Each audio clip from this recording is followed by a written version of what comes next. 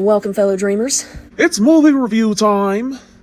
It is indeed movie review time, and I know that this is a bit late, but, we've been kind of busy, we've had a lot come up, I've been getting sick on and off. We both have. Yeah. And, we've also been busy with our fan comic, which, if you haven't gotten a chance to see it, go check it out. We have a whole playlist for it. We've also been busy with the voiceovers. It's kind of been taking a toll on both of our throats. Especially when I particularly have to do Alien's voice. Alien's voice is, a bit hard on my throat. We're gonna be talking about our thoughts on, the finale of Amazing Digital Circus, and Digital Circus as a whole. Now, one thing I would like to bring up that has been kind of plaguing a lot of our favorite shows is the fact that a lot of people, like, not just indie animators, but, like, big showrunners, like on Game of Thrones, will do this, but, I've noticed it with Amazing Digital Circus, I've noticed it with Vivzy Pop's works, but, if the fandom successfully guesses the plot, the direction the plot is going in, then, they'll make, like, these last-minute changes that don't fit with what they've been putting in place and building up. For example, like, when Vivzy Pop's original plot for Hell of a Boss was leaked, she completely changed the show and made it go in a direction that nobody wanted to see it go in, and I personally wish that she had stuck with the original plot because it was better in my opinion. It had more gravity to it.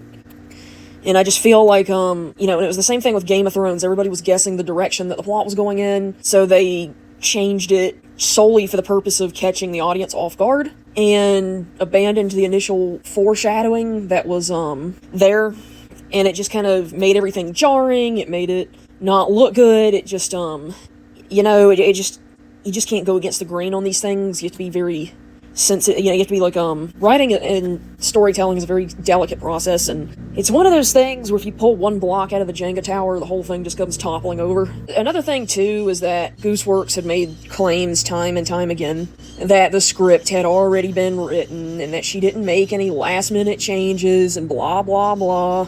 That, she couldn't change anything, even if she wanted to. I'm gonna call bullshit on that, because it's very obvious by how rushed the plot was, and not to mention the fact that there was initially supposed to be 10 episodes, and now there's only 9. And then there's that.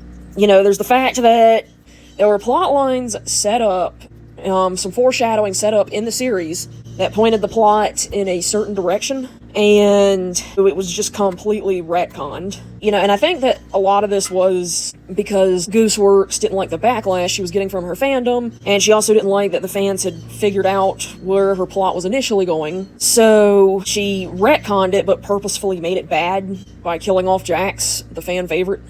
That was just a stupid move. Why would you kill off your fan favorite? I don't know. I don't know. But here's the abandoned plot points, and we're gonna add clips in too to kind of like, video essay this a bit. But it was implied in episode 6 that Ribbit was emotionally abusive to Jax, and nothing was done with it at all. The whole thing was, like, completely retconned. Also the fact that, Ribbit was initially supposed to be a male. Oh yeah, that's true. Jax did say in the clip that we're about to play, you didn't even know him. Yeah, it was implied that Ribbit betrayed Jax, or was a bad friend to him, at least, and that's what caused his trust issues. You can even see hints of this in the finale when they argue, which, we're gonna play clips of that too. And we're also gonna put, like, notes on the screen. Have you ever thought that this might be what causes people to abstract in the first place? Oh my god! Are you seriously gonna blame me for something that everybody else did too? You didn't even know him! You don't even know what people are like before they abstract! They are not pleasant to be around.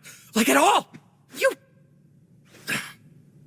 I'm sorry. I'm sure you are. I just want to be friends again. What? So you can pry into my personal life and hold it over my head? We're great friends, and Oh I'm my sorry if you're God! crying, but I don't want this one stupid mistake to be Here the we thing go! that ends Here all we of this. go! You're the one telling you using that. me! Do You're not manipulating me! start- I'm sorry. I'll leave you alone. It was implied that Ribbit's abstraction was blamed on Jax because of his constant pranking, and nothing was done with that either, and I think that something should have been done with it. I think this was a missed opportunity to show that some people, primarily the jokester types, are often misunderstood as nothing more than bullies, and also the habit of people not telling people how they feel about their jokes and allowing something to just go on and not voicing how they feel about things and growing to resent them. That's something a lot of autistic people face too. You know, we saw hints of this in So Hoppy, which is a fan song. You know, I did like that version of Jax better, the version of Jax that was actually misunderstood and pushed away because he was seen as annoying, and I found it relatable because I've been in that position. As have I. Yeah. I honestly think the fanfic that you initially drafted up for Jax and Ribbit's storyline was better than the actual finale itself. Yeah, you know what? Yeah. We were going to work on a fanfic that delved into Jax and Ribbit's backstory, but, you know, life got in the way, and Gooseworks was suddenly moving faster than she had been, which, again, goes back into the rushed plot point.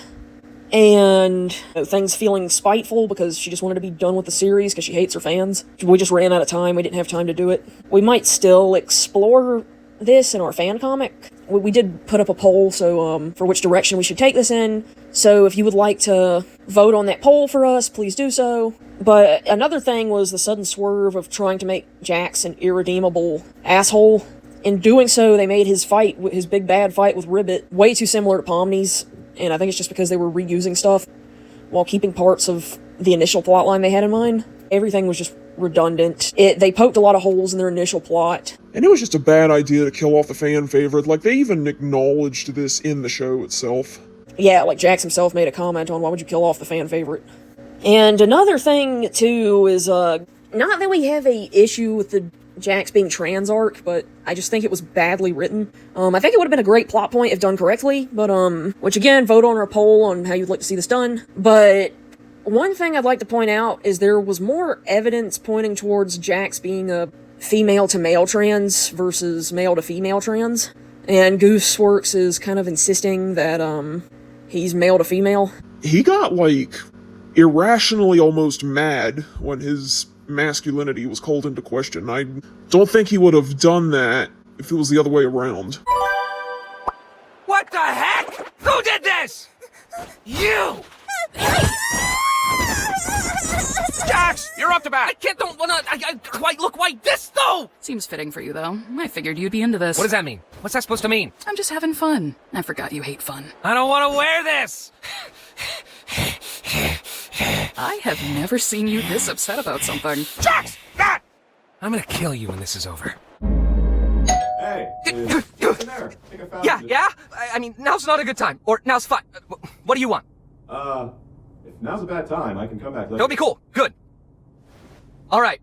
So, if you ever tell anyone about this, I'm never speaking to you again. Sound good? Yeah, like, I don't know, but tell us what you think in the polls, I guess.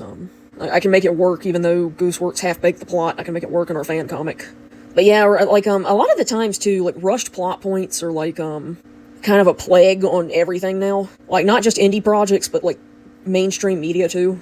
People don't want to spend time with the characters anymore. People don't want to sit with the characters and let them develop anymore. They just want to trauma dump into the thing as much as possible, and...